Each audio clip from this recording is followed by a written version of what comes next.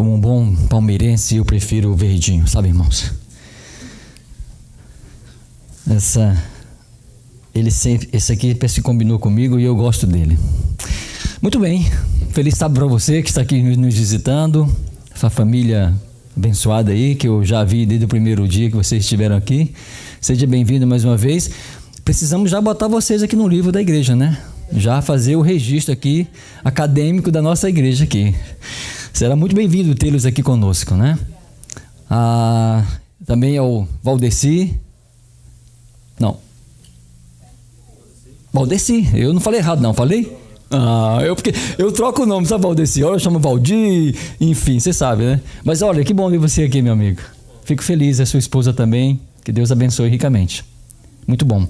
E você também, os demais irmãos, sejam bem-vindos, né? Estamos iniciando mais um culto, e esse culto é de adoração a Deus. Como o pastor falou, nós recebemos esse material, é o material dos 10 dias de orações. Ele é feito individualmente por cada família. Então você vai receber esse material no próximo sábado. E aqui você tem, todos os dias, você pode, no culto matutino ou no culto vespertino, estudar um tema específico. Esse aqui é de enriquecimento espiritual. A gente tem vários temas aqui que é exatamente aquilo que nós precisamos para nos alimentar. É a vitamina D, a vitamina C, é o complexo B espiritual. Então próximo sábado você vai pegar conosco esse livro e você vai então iniciar esse estudo durante os 10 dias. Ele será finalizado dia 4 de março, tá bom? E aí nós teremos uma programação muito especial para a gente finalizar. Aqui, se você perceber que talvez você não tenha tempo em algum momento, mas você tem aqui um QR Code que você pode baixar o aplicativo desse material e quem sabe estudar durante o dia, em algum momento no seu trabalho. Enfim, o importante é que você se envolva no projeto desses 10 dias de orações, tá bom? E Ananias, esse aqui é para você, porque você já vai estar sábado que vem aí. Você é o anfitrião do projeto. Muito bem. O texto-chave para o estudo esta manhã é Romanos 12. Abre lá sua Bíblia. Romanos 12, versículo 1 e 2 é o nosso texto-chave para o estudo esta manhã. Se você não tem a Bíblia, irmãos, aqui nos bancos temos Bíblia, tá? Fique à vontade. Eu gosto de ver essas páginas virando. Isso é uma bênção, né?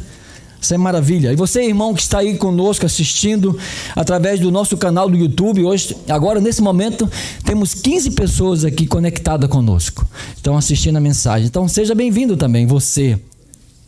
15 pessoas, exatamente. Seja bem-vindo, irmãos. Você que está aí do outro lado. E por favor, divulgue o nosso canal. Nós precisamos divulgar esse canal. É a mensagem do Evangelho. Vamos orar? Pedindo a Deus orientação.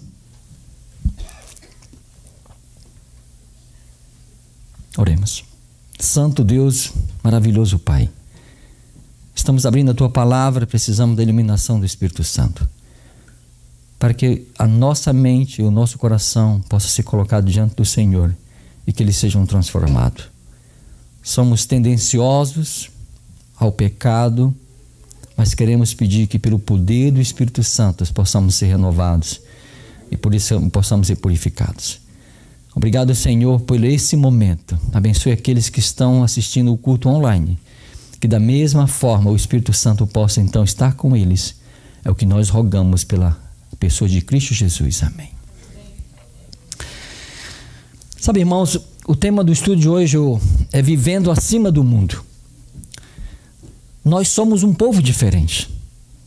Nós temos algumas características diferentes. E quando nós abrimos ali a Bíblia em Romanos 12, Paulo dá-nos algumas advertências.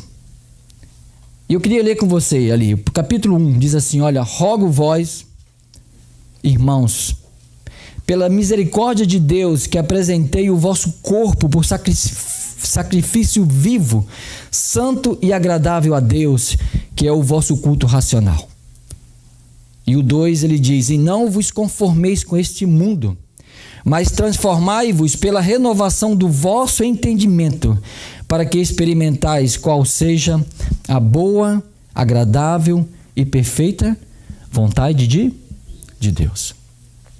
Olha que texto profundo. Sabe, irmãos, quando nós estudamos o livro, eu queria confessar algo para vocês. O livro de Romanos, para mim, é um dos melhores livros que eu já li na Bíblia. Para mim, ele tem um conteúdo que fala do eu, do nós seres humanos, porque é exatamente o que nós somos. Paulo apresenta ali no livro de Romanos. O livro de Romanos, ele é considerado a enciclopédia do cristianismo. Romanos é uma epístola completa, plena, e que é onde Paulo argumenta os fundamentos da salvação mediante a graça de Cristo, dada por Cristo. Paulo não conhecia a igreja de Roma, porque não foi ele que estabeleceu a igreja de Roma. E Paulo algumas vezes tentou ir a Roma, mas ele tinha ali uma promessa de ser perseguido, morto, porque os próprios cristãos de Roma não haviam aceitado a convenção de Paulo ao cristianismo. E se você pegar ali o capítulo 1 de Paulo, você vai ver que Paulo começa então ali mostrando os pecados, ou seja, denunciando os pecados dos gentios. E se você for um pouquinho mais na frente, no capítulo 2, Paulo ele faz referência então aos pecados de Israel. E o capítulo 3 de Romanos, né, Paulo diz que todos pecaram e destituídos estão da glória de Deus. Paulo escreve uma carta a uma igreja, a igreja de Roma, cujos padrões morais estavam se pervertendo. Então Paulo apresenta ali, se a gente lermos capítulo 1 até o capítulo 11, a gente vê que Paulo apresenta ali as aplicações práticas da justificação pela fé. Que livro fantástico! Se você não leu ainda, leia, mas leia assim minuciosamente, capítulo por capítulo, porque você vai ver como é grandioso a maneira como Paulo trata ali a justificação pela fé. Paulo mostra que a justificação pela fé significa não só o perdão dos pecados, mas também uma novidade de vida, uma mudança completa na vida do ser humano. Paulo mostra os meios pelos quais o homem pode ser restaurado diante de Deus para viver na sua presença. E esses meios através da justificação pela fé, através da santificação, através da reconciliação do homem e também através de uma transformação desse ser. Sabe, queridos, uma vez que nós, crentes, aqueles que creem na graça de Cristo, somos justificados pela fé, nós somos também restaurados em Cristo como filho de Deus, membro da família celestial. E nós devemos levar uma vida de pureza, de santidade, que convém à nossa maneira, à nossa nova vida. Sabe, mas eu queria me atentar exatamente ao versículo 2 de Romanos 12. E quando nós estudamos aqui, a gente vê que ele diz, e não vos conformeis. Eu queria trabalhar essa frase, conformeis.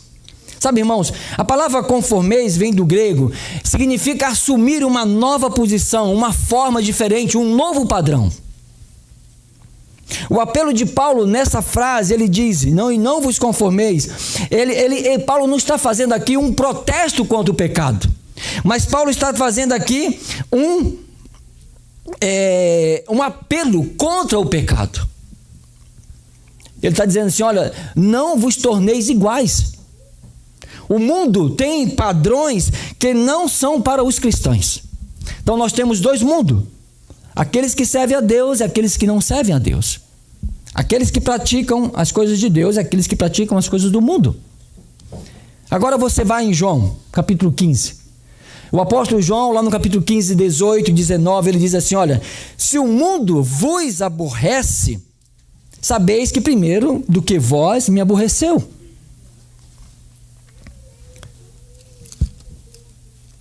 Eu vou pegar aqui o texto, porque ele tem uma palavra, João 15, 18, né? Diz assim, olha, se o mundo vos odeia, sabeis-vos que também que primeiro a vós odiou a mim. E é verdade, aqui é as palavras de Jesus. Por quê? Porque o próprio Jesus foi rejeitado, o mundo não aceitou ele como Salvador. Se vós fosse do mundo, o mundo amaria o que era seu. Como todavia não sois do mundo, pelo contrário, dele vos escolhis. Por isso o mundo vos odeia. Nós somos um povo diferente, escolhido, separado por Deus. E há uma objeção dos nossos padrões, diferentemente daquilo que o padrão do mundo oferece. E quando você vai lá para 1 João, quero que você... 1 João está antes de Apocalipse ali.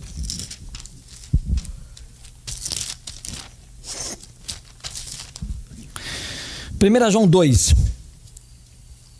versículo 15. João diz assim, olha, não ameis o mundo nem as coisas que há no mundo.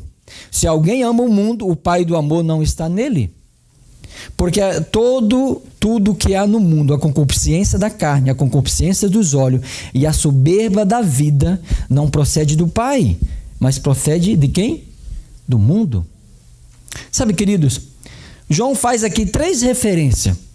Concupiscência da carne, concupiscência dos olhos e a soberba da vida. Você sabe o que significa isso? Traduzindo para a nossa fala, para os nossos dias de hoje, a concupiscência da carne, ela é um substantivo feminino, né? Que está relacionado à cobiça. E a cobiça, ela está dentro dos 10 mandamentos, é o último mandamento. E olha, você já percebeu que todos os 9 mandamentos, eles são visíveis? Nós podemos ver quando as pessoas praticam a quebra dos mandamentos. Mas o 10º mandamento, ele é imperceptível, porque está dentro da pessoa, a cobiça, o desejo. Sabe, querido? E essa concupiscência da carne está relacionada à cobiça dos bens materiais que essa vida nos proporciona. A nossa maneira de viver isso desesperadamente, em busca de coisas que o mundo apenas vai nos acumular e que muitas vezes isso não vai nos trazer de benefício nenhum. Então João está dizendo assim, olha, pare de viver em busca dos prazeres desse mundo, ou melhor dizendo, dos bens materiais desse mundo, porque eles não são úteis. Eles são úteis para nós nesse mundo, mas não são úteis para a nossa salvação. Eles não nos levam à salvação. E quando João diz, olha, com relação à concupiscência dos olhos, João está dizendo assim, olha, cuidado com os prazeres sensuais, aquilo que os olhos veem, né? Sabe, a concupiscência dos olhos está relacionada ao desejo pecaminoso do prazer carnal. Ou seja, eu busco meus prazeres que satisfaz a minha carne. Isso é muito perigoso.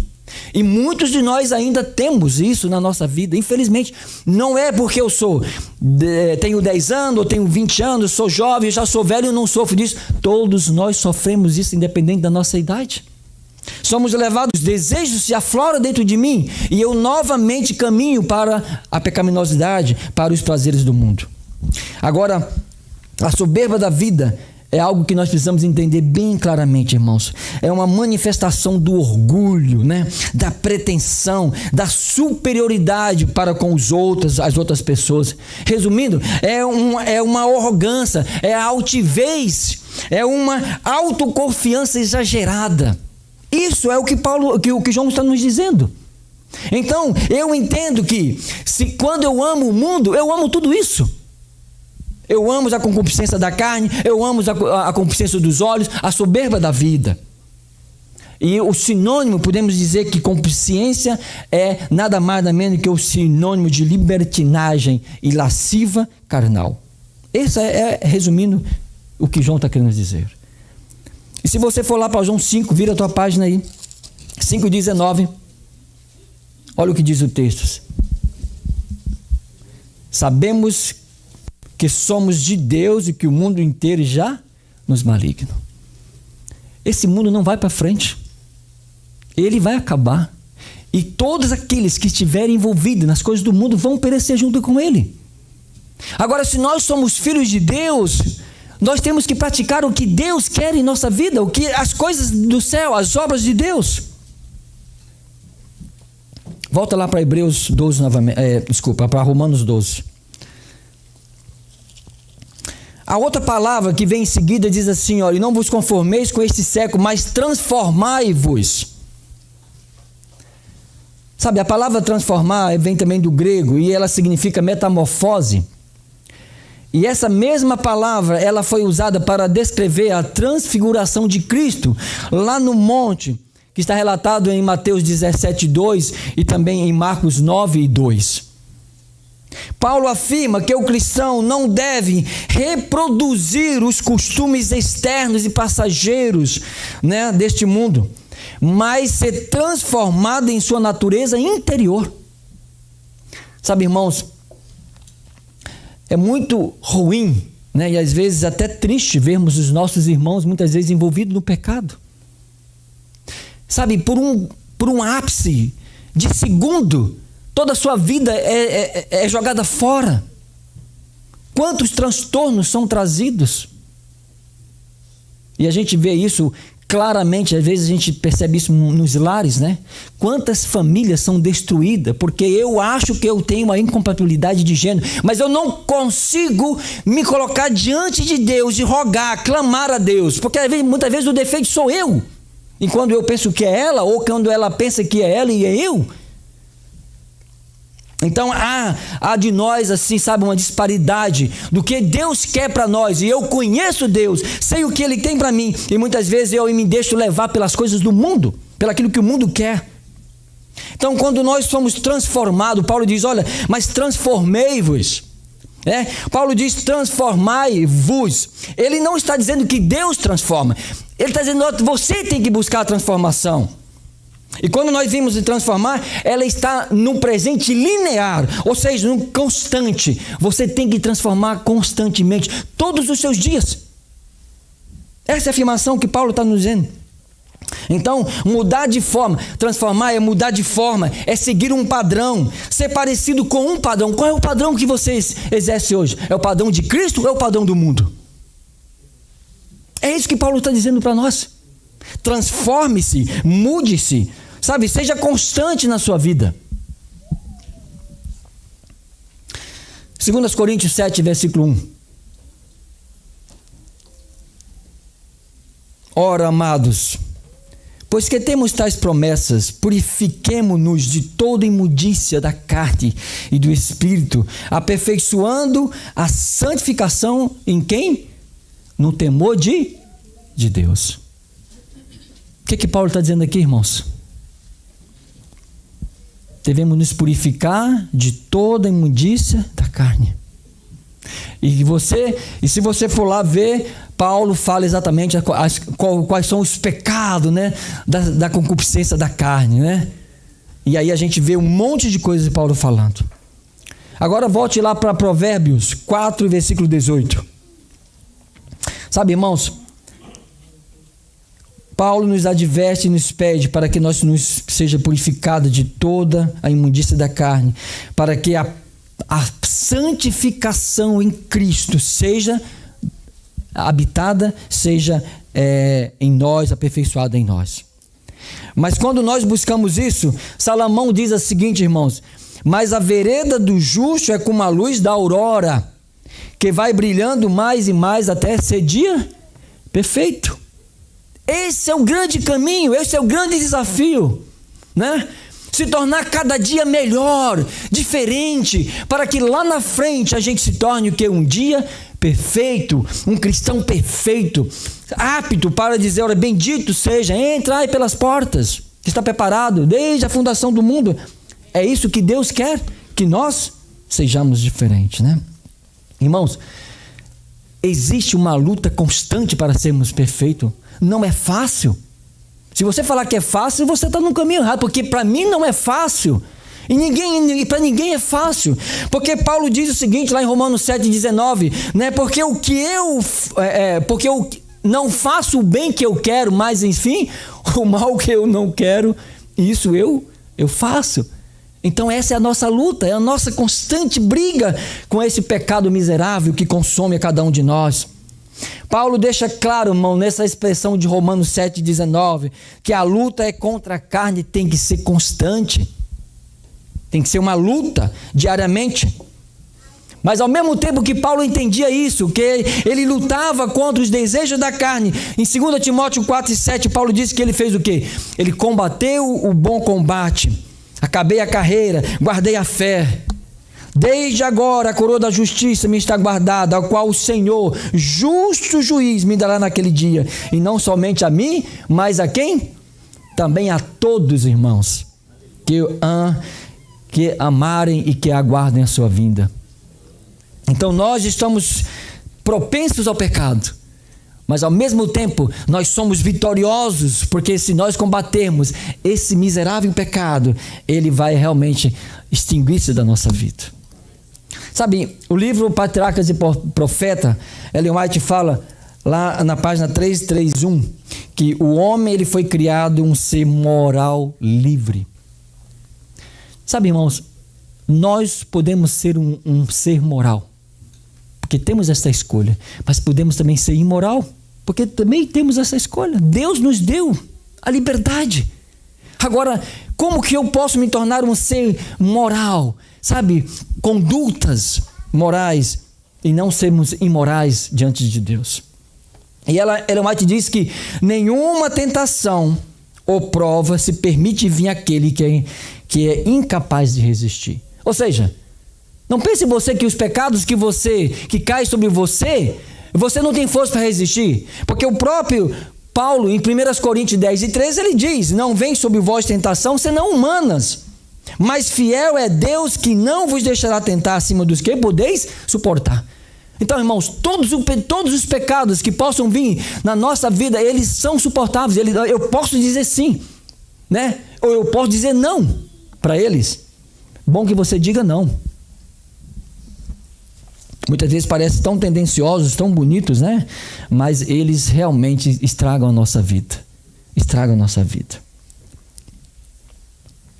Sabe, querido, a última parte de Romanos 12 lá, diz assim, olha, a parte do meio, né? Mas transformai-vos pela renovação da vossa mente, em outras palavras, do vosso entendimento.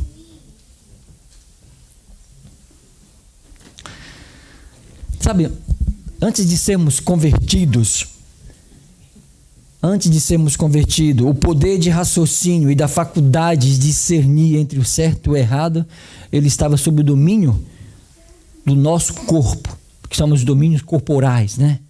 Eu domino, eu tenho a escolha de fazer. Mas inclusive Paulo fala lá em Colossenses 2:18 que a carne ela é carnal, né? Ou seja, a mente ela é carnal. Ou seja, ela tem propensas para aquilo que é do carnal. Mas quando nós somos convertidos em Cristo, quando nós aceitamos a Cristo, a mente ela é posta sob a influência do poder do Espírito de Deus. Há uma mudança. E aqui diz sobre a influência e não sobre o domínio do Espírito de Deus.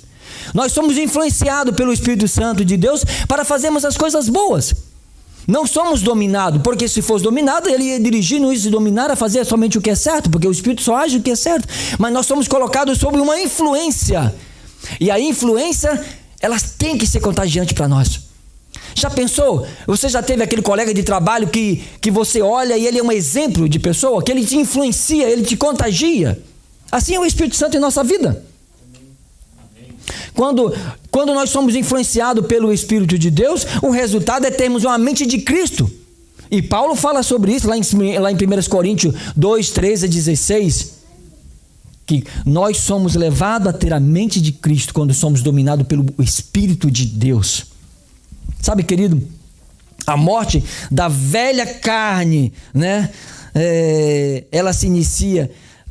Nesse processo há uma morte da velha carne e um processo de uma nova vida no Espírito. Todos nós já passamos por isso quando fomos batizados. Esta semana eu estava vendo uma reportagem de uma irmã. Ela aceitou o Evangelho, depois de muito tempo aceitou o Evangelho. E ela foi batizada e ela não se conteve em ficar simplesmente aquilo para ela.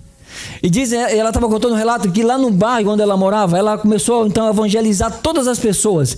E a rua dela, tem uma rua pequena, mas tem 20 e poucas casas. Irmãos, quase todos, mais de 50% das pessoas já conhecem o evangelho e estão se decidindo no batismo. Esse é o resultado. Eu tenho um amigo chamado pastor William. Ele está como plantio de igreja lá em Brasília, lá em Goiás, mais ou menos. E esse homem, ele está sendo colocado de várias cidades pequenas ali ao redor de Brasília, que não tem igreja adventista. E ele então estava numa cidade recentemente, ano passado. E agora, nesses últimos, final de ano para cá, ele tinha uma igrejinha lá chamada Igreja Assembleia de Deus, pequenininha, acho que uns 10 membros. E ele então chegou perto lá e começou a conhecer o pastor da igreja. Ele começou então a conversar com o pastor e começou então ali e começou a evangelizar o pastor. E o pastor então se decidiu ao evangelho, ao batismo. E ele então, o pastor reuniu a igreja e falou: olha, agora vamos mudar de igreja. Agora nós não somos mais assembleia, agora nós somos adventistas. E ele me manda as fotos para mim aqui, e eu estava vendo lá, eles tirando o cartaz da igreja e colocando na igreja adventista. Privilégio, irmãos. Que bênção. Esse é o poder do evangelho. Nós, quando nos relacionamos com Cristo, nós deixamos a velha vida e somos levados a uma nova vida no Espírito de Deus. Paulo diz, 2 Coríntios 4,16, que o homem interior se renova de dia em dia. É preciso renovação, é preciso mudança. Eu não posso viver o dia de hoje sem pensar em fazer as coisas que eu fiz ontem. Isso em todos os aspectos da minha vida, inclusive a espiritual, irmãos. Nós temos que ser diferente, temos que entender que nós somos um povo diferente, que as pessoas têm que olhar em nós e vermos a quem servimos. Estamos dispostos a sermos cheios do pleno conhecimento de que Deus, porque Colossenses 3:10 fala que nós temos que ser cheios do pleno conhecimento de Deus, que é o que nós somos, né? Sabe, querido, Isaías 56, versículo 3. Se você quiser ler, se não, anota aí. Diz assim, olha: tu conservarás. Esse tu está se referindo a Deus, tá? Tu conservarás em paz aquele cuja mente está firme em ti.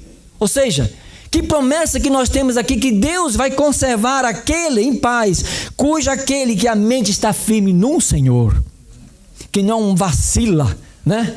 Ora eu estou com o pé na igreja, ora eu estou com o pé na igreja, fora da igreja, ora eu estou firme na fé, ora eu estou fraco na fé. Não, irmãos, Deus vai conservar. E olha bem, o termo paz aqui significa uma gratidão da vida. É eu estar em paz em todos os aspectos da minha vida. É relacionamento com a esposa, é o trabalho, é relacionamento com os amigos, é com a igreja. É um conjunto, porque a paz, ela não é individualizada. Você pode estar muito bem em paz com a tua família, mas se você tiver algum problema no trabalho, você vai ter paz? Não. Por mais que você ainda esteja com bem na sua família, mas a tua mente está ruim, porque você não está legal com o trabalho. Mas há uma promessa que Deus conserva em paz aqueles cujas mentes estão intimamente em Cristo Jesus. Sabe por quê? Porque quando nós nos colocamos sob a confiança de Deus, esse é o segredo, confiar em Deus. Sabe, Paulo diz em Colossenses 3:2 que nós temos que pensar nas coisas que são de cima e não as que são da terra. Sabe, irmãos, eu gosto muito de ver a natureza. Eu tenho um filho, Pedro, né? E ele sempre fala: pai, vamos dar uma passeada, vamos pro mato, vamos fazer isso e aquilo. E eu falei: olha, que moleque bom, né? Gosta da natureza. Melhor do que das coisas da cidade, né? Do shopping, do cinema e um monte de coisa. Mas eu também gosto da natureza. Quantos de nós podemos aprender com as coisas de Deus, da natureza, né? Quantos de nós? E eu fico lembrando, quando eu vim para cá, a primeira vez que eu vi neve, eu coloquei na minha mão e vi que aquele grãozinho de neve, em poucos instantes se dissipou. E aí eu lembro das passagens da Bíblia, né? Quando diz que nós somos como a neve, que logo se dissipa. Nada. Então a gente vê que Deus usa a natureza para nos ensinar. E Ellen White diz assim: olha, bom seria se todo dia nós tirássemos 1 hora para refletir sobre a natureza. Porque elas ensinam muito mais de Deus do que muitos escritos. A natureza é uma obra pela qual nós devemos sempre ver que há uma mão poderosa ali. Sabe, queridos, Filipenses 4:8 diz que os nossos pensamentos, né? Quanto ao mais, irmãos, tudo que é verdadeiro, tudo que é honesto, tudo que é justo, tudo que é puro, tudo que é amável, tudo que é agradável, tudo que é de boa fama, se há alguma virtude, seja isso que ocupe o vosso pensamento. É muito ruim quando a gente tem pensamentos diferentes daquilo que, né?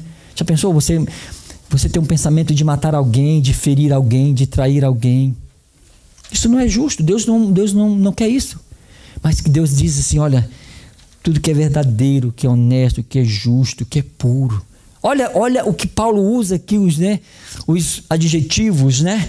Honestidade, verdadeiro, né? A veracidade, a honestidade, a justiça, aquilo que é a pureza, aquilo que é amável. São tudo que nós humanos nos relacionamos com todos esses adjetivos aqui. Hebreus 9,14, se você quiser ler comigo, seria muito bem.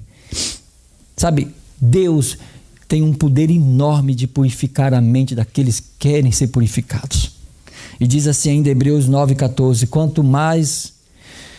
quanto mais o sangue de Cristo, que pelo Espírito Eterno se ofereceu a si mesmo, imaculado a Deus, purificará a vossa consciência das obras mortas, para servir a quem? Ao Deus vivo. Sabe, irmãos, todos nós temos que todos os dias fazer uma reflexão da nossa vida. Precisamos fazer isso. E eu convido você a fazer isso se você não tem essa prática. De fazer uma reflexão da maneira como você tem agido, como você tem vivido, como você tem tratado os seus colegas, os seus amigos, sua esposa, seu esposo, os seus filhos. Será que nós não guardamos nenhum ressentimento, até mesmo por aqueles que nós geramos? Precisamos ter na nossa mente uma mudança de mentalidade, uma mudança de direção, porque há um processo que leva para o céu, e esse processo chama-se santificação, sem o qual ninguém verá a Deus. Essa é a palavra. Se eu não me tornar santo, eu não buscar o processo de santificação, eu não vou ver Cristo. E o processo de santificação é uma mudança diária, é uma mudança que eu tenho que dar uma volta na minha vida. E nada melhor para enganar a gente do que a nossa própria mente, né? Ela nos engana muito fácil. Precisamos ter uma mudança de mentalidade para não sermos como os porcos, né? Porque não adianta eu lavar o corpo, mas a minha mente ainda está contaminada, está suja. Sabe, irmãos, olha bem, entenda uma coisa, mudança de natureza não é querer pecar e não poder, mas a mudança de natureza é poder pecar e não querer. Essa é a nossa atitude. Porque Romano diz que Paulo diz que o pecado faz separação entre Deus e o homem. E se eu peco, eu estou me distanciando de Cristo. E se eu peco e não confesso a Deus os meus pecados, Deus não pode intervir na minha vida. O estilo de vida do Evangelho tem que estar presente na minha vida, porque se não estiver, ele é um peso. Sabe aquele crente que anda desviando? Eu tinha um amigo, isso em 2007, eu trabalhava na escola adventista, e um dia nós fomos almoçar, né? A gente saía do almoço ali do trabalho e a gente almoçava ali. A gente ia ali no restaurante, ali na Liberdade, em São Paulo, e a gente comprava o alimento. E um dia a gente sentou na mesa e eu vi aquele jovem ali sentado almoçando, e nós chegamos juntos, estava eu e um outro colega de trabalho, e nós sentamos lá perto. Quando nós vimos assim, fomos se aproximando, ele virou a garrafa. E aí a gente achou interessante, né? Por que ele virou o rótulo da garrafa? Porque o rótulo era da Brahma, e a gente tinha lá no Brasil também a tubaína, né? A tubaína é um refrigerante muito famoso, todo mundo gostava da tubaína, né? Então ele virou o rótulo, e a gente olhou assim, mas oi, quando vimos ele estava bebendo uma cerveja. Ele não está na igreja hoje, infelizmente. Mas muitas vezes somos assim, nós queremos esconder os nossos erros, né? Viramos para que as pessoas não olhem e vejam que a gente está fazendo isso. O estilo de vida do Evangelho tem que estar presente na minha vida, irmãos. Porque se não tiver, não vale nada, é um peso, né? É um peso. Uma mudança, irmão, leva a uma experiência, e a experiência leva a um relacionamento, não é isso? Quando eu casei com a minha esposa, eu conhecia, e ao eu relacionar com ela, eu tenho agora uma experiência de vida com a minha esposa. Eu sei os seus costumes, sua maneira de agir, ela me conhece também, e nós somos assim. E esse relacionamento é com Deus. Quando nos relacionamos com Deus, irmãos, Ele nos relaciona conosco. Há uma troca, e nada melhor do que o relacionamento de Deus para conosco. Imagine você ter certeza de que tudo que vem de Deus é bom 100%, e você saber que isso vai te encher, vai te dar glória. Sabe, um exemplo que nós temos na Bíblia, eu sempre gosto dessa passagem, é Números 12. Sabe, Moisés casou com uma mulher, uma medianita, Zípora. Essa mulher era descendente de Abraão, ela tinha a pele escura. Então o sogro de Moisés foi visitar ele lá no Monte Sinai. Então Moisés ali chega para o seu sogro, então conversa e pede conselho para Jetro. Mas aí Miriam e Arão, você sabe que eram Moisés, Miriam e Arão ali, né? Conduziu o povo. Arão cuidava da parte espiritual ali, né? Toda a parte é como se fosse um vice-pastor, né? E Miriam cuidava da música, dos louvores, né? Quando tinha aquela festa, então ela reunia todo mundo ali, e como se fosse a regente do coro. Então, e aí eles pegaram e falaram o seguinte, olha, no capítulo 12 diz assim: falaram Miriam e Arão contra Moisés, por causa da mulher cursiva, que era sua esposa, que pois tinha tomado a mulher cursiva, e disseram: porventura tem falado o Senhor somente por Moisés? Ela questiona isso. Não tem falado também por nós, ou seja, eu e Arão? E ela diz assim: o Senhor o ouviu. Era o varão Moisés muito manso, pois que todos os homens da terra que havia sobre a terra. E aí ele diz o seguinte, irmãos, lá no versículo 6, vamos lá. Então disse: ouvi agora as minhas palavras entre vós, a profeta. Aqui é Deus respondendo: eu, o Senhor, desculpe, meu óculos não está muito legal. Então, vou repetir, versículo 6. Então disse: ouvi agora as minhas palavras, se entre vós há profeta, eu, o Senhor, em visão a ele, me faço conhecer e falo com eles em sonhos. Olha, em outras palavras, se tem profeta aí, eu falo com eles, através de sonho. Aí ele diz assim ainda, ó: não é assim com o meu servo Moisés, que é fiel em toda a minha casa, boca a boca eu falo com ele, claramente e não por enigmas. Ou seja, Deus tinha liberdade de falar com Moisés assim, face a face. Arão, e inclusive os profetas, se você ler um pouquinho antes ali, você vai ver que Moisés fala: Senhor, o peso está muito grande para mim. Então Deus disse: vai lá e escolhe 70 homens. E Moisés então escolheu 70 homens para dividir a carga. E diz a Bíblia que o Espírito saiu de Moisés e foi colocado em cima desses homens, desses 70 homens. Então eles começaram a profetizar. Então o Espírito de Deus, que era dado por Moisés para cuidar daquele povo, também saiu uma parte dele e foi colocada sobre aqueles homens para profetizar. Então Moisés tinha o privilégio de falar boca a boca, face a face. E diz o texto que tanto Midian quanto Arão foram punidos. Mas Moisés foi lá e interviu, clamou a Deus por eles. E Deus então ouviu. Sabe, irmãos, esse é um exemplo de relação, de experiência que nós temos que ter com Deus. Será que nós somos capazes de dizer: Senhor, eu falo com Deus face a face, eu falo com Deus boca a boca? É esse relacionamento que nós precisamos ter na nossa vida. Porque se não tivermos, irmãos, nós estamos caminhando, cada dia as nossas lutas, os fardos serão pesados, as nossas pernas irão cansar, o nosso desânimo vai cair sobre nós.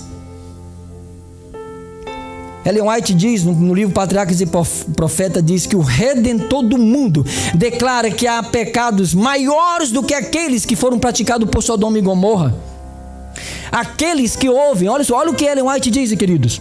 Aqueles que ouvem o convite do Evangelho, chamando os pecadores ao arrependimento e não atendem, são mais culpados perante Deus do que foram os moradores do vale de Cedim.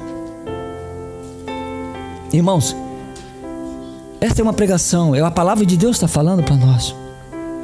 Lembre de uma coisa, não é porque eu estou hoje na igreja, no livro da igreja, que eu não posso precisar de uma renovação na minha vida. Eu preciso. Esse é o convite. E ela diz ainda: e ainda maior pecado é o daqueles que professam conhecer a Deus. É o seu caso? É o meu caso. E guardar os seus mandamentos, e contudo negam a Cristo no caráter do seu viver diário, irmãos. Muito forte essa mensagem da pena, né? Da profecia, do dom profético. Aí ainda maior pecado é o daqueles que professam conhecer a Deus e guardam os seus mandamentos, e contudo negam a Cristo em seu caráter, no seu viver diário. Queridos, a última parte do texto diz a seguinte, de Romanos 12: para que experimenteis qual seja a boa, agradável e perfeita vontade de Deus. E com esse texto a gente vai finalizar. Você sabe qual é a perfeita e boa vontade de Deus na sua vida? Você sabe? Já parou para pensar?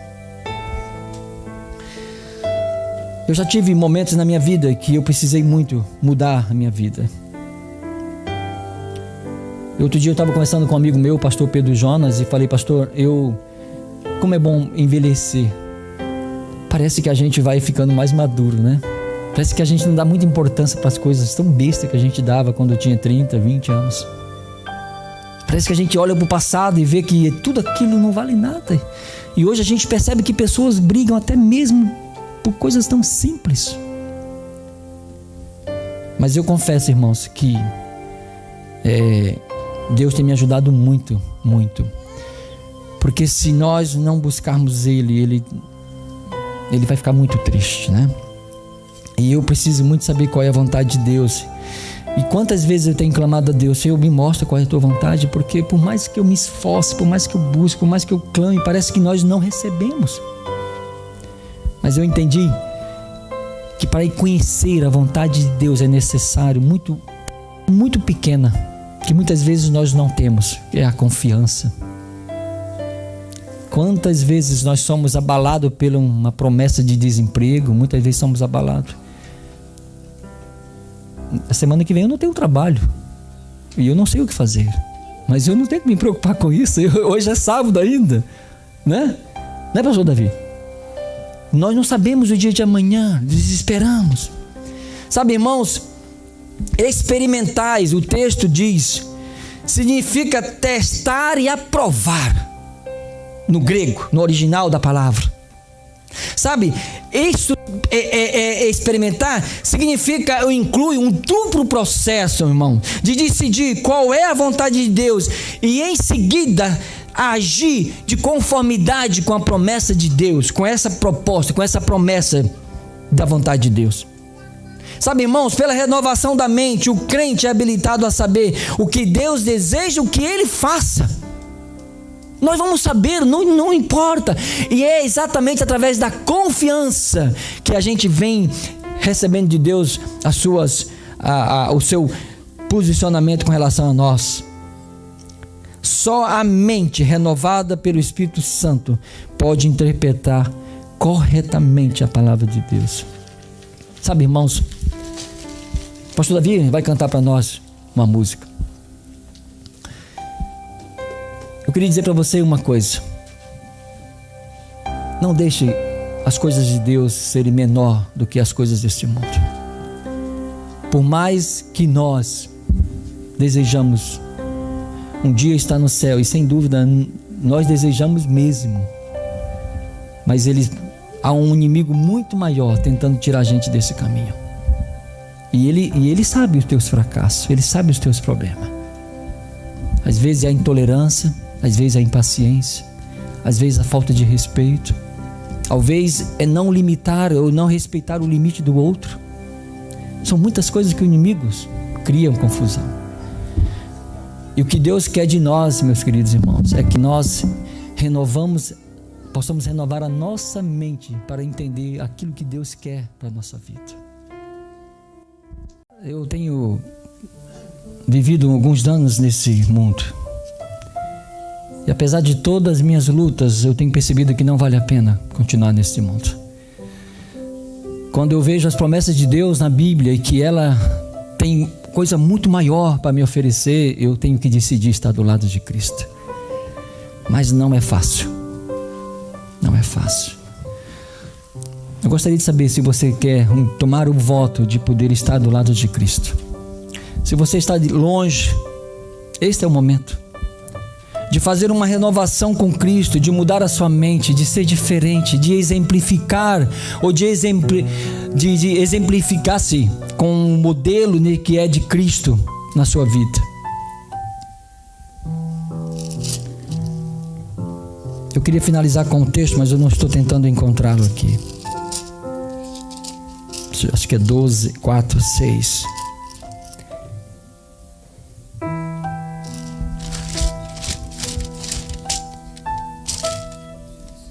Segundas Coríntios 4 e 8. Eu queria finalizar com esse texto, queridos. Diz assim: em tudo somos atribulados, porém não angustiados, perplexos, porém não desanimados, perseguidos, porém não desamparados, abandonados, porém não destruídos. É isso que o mundo quer fazer conosco. Mas as promessas é: você jamais vai estar só. Você jamais será destruído. Você jamais será desamparado. Você jamais será desanimado. Para aqueles que creem e que buscam a Jesus e que confiam nas suas promessas. Você quer fazer um propósito de renovar a sua vida com Deus? Fique em pé. A gente vai orar.